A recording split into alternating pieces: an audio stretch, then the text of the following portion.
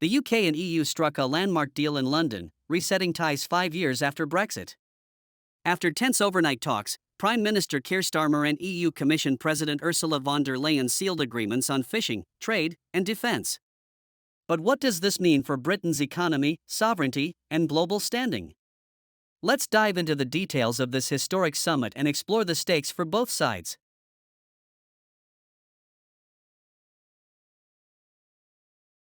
Brexit in 2020 left the UK and EU with a strained relationship, marked by trade friction and political bitterness.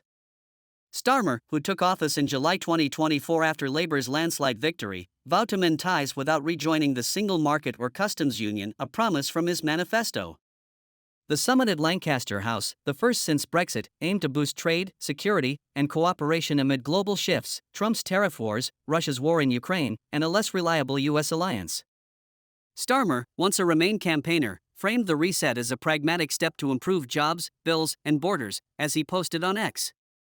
Yet, with his approval ratings at a record low of -46 per YouGov and Nigel Farage's Reform UK gaining ground, Starmer faces a tightrope walk between opportunity and backlash.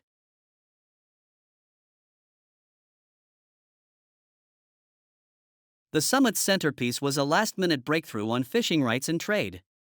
After heated talks, the EU secured access to British waters until June 2038, a 12-year extension, far longer than the UK's initial 4-year offer, per posts on X. In return, the EU dropped demands for a time-limited deal on sanitary and phytosanitary goods, or SPS, making eased food and agricultural checks indefinite.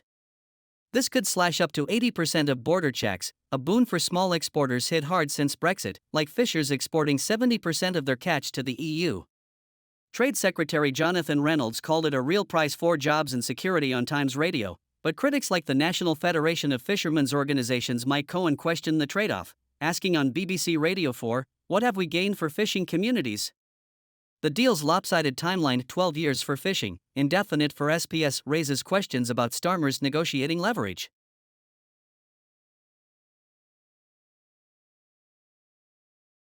A major win for Starmer was the Defence and Security Pact, granting UK firms access to a €150 billion EU defence fund.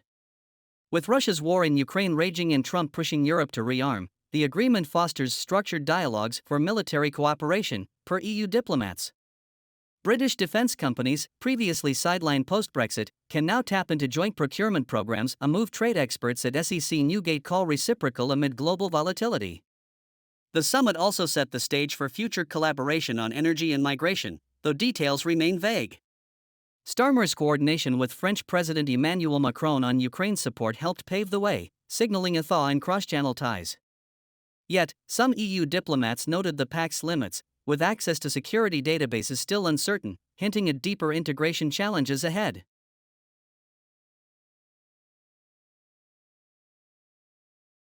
One sticking point remains unresolved: a youth mobility scheme. The EU pushed for 18 to 30-year-olds to live and work across borders, akin to the UK-Australia model, with uncapped numbers and equal tuition fees for EU students at UK universities. Starmer resisted, insisting on caps, and talks were deferred, per EU sources.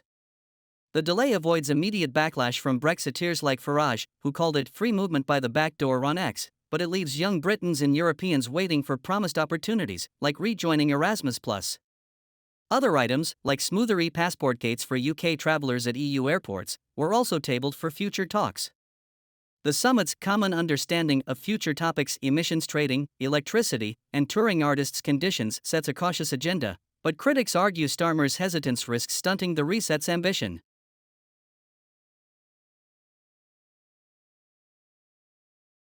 The deal has ignited fierce debate.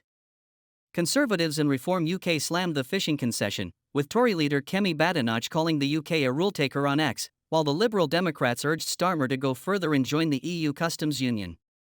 Scottish fishers, facing elections in 2026, fear betrayal, as SNP's Tim Eagle warned against a Starmer surrender summit. Economically, the SPS deal could lower food costs, a relief amid Starmer's cost of living crisis, but the fishing extension may hurt coastal communities. Geopolitically, the reset aligns with Starmer's recent trade deals with India and the US, positioning the UK as a global trade hub, per The Independent. Yet, experts like Jan Nike Wachowiak from UK and A Changing Europe caution that Trump's reaction to closer UK-EU ties could disrupt progress, highlighting the delicate balance Starmer must strike.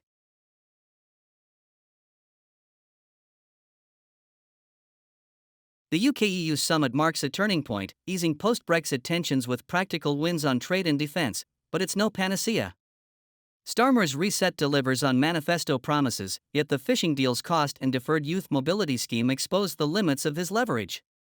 As he lunched with von der Leyen on a Thames boat after the summit, the mood was cautiously optimistic, but the political tightrope remains.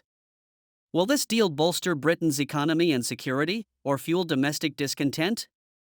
With annual summits now planned, the UK and EU are set for a long road of renegotiation. Stay with Global Pulse for updates on this evolving story.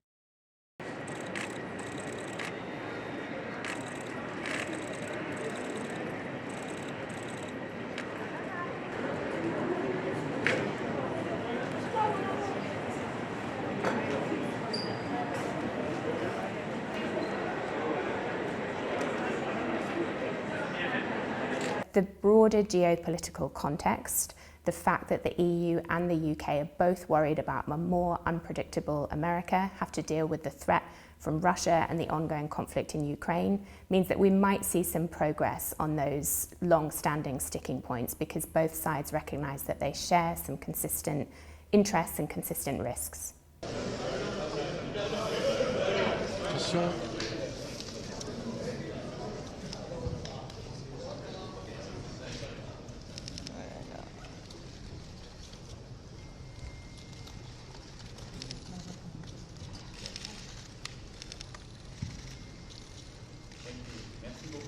The bigger question here is whether we're looking at a generational shift in America, whether even after this Trump administration, even with a different president, we will see a US that is much less inclined to spend the time, the resources to station the troops, to focus its diplomatic bandwidth on European security, and is much more concerned on focusing on the risk from China or having more of a presence in the Indo-Pacific. That is a significant change in the US's security posture, and that requires a response from Europeans, not necessarily just spending more on defence, but spending together, planning together, thinking about the type of shared military capabilities that are needed to defend the continent. You bring it up, Howard. This is our great Secretary of Commerce. So if you look at that, China, first row, China, 67%. That's tariffs charged to the USA, including currency manipulation and trade barriers.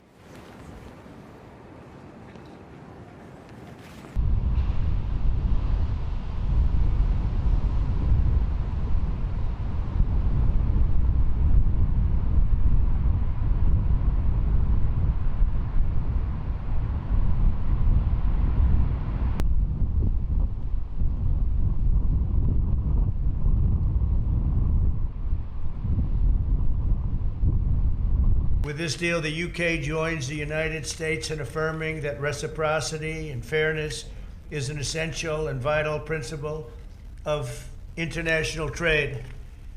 And just by happenstance, we have the Prime Minister on the phone, and we were great allies.